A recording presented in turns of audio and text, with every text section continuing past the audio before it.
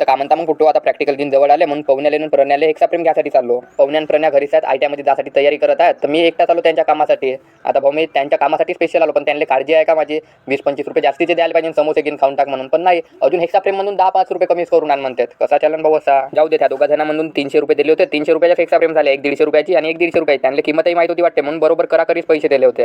Hexa frame घेऊन घेतलो, निघलो मग आता ITI मध्ये जासाठी. तर आलो मग ITI मध्ये आणि आता प्रॅक्टिकल जवळ आली म्हणून हे पोरं थोडेसे जास्ती चालले. आता तुम्ही इथून दोघा तिघांना नाही ओळखत असाल तर आता तुम्हाला एवढ्यांचे नावं नाही सांगू शकत, जाऊ द्या. तुम्ही ज्याला ओळखता त्याचं नाव सांगा कमेंटमध्ये.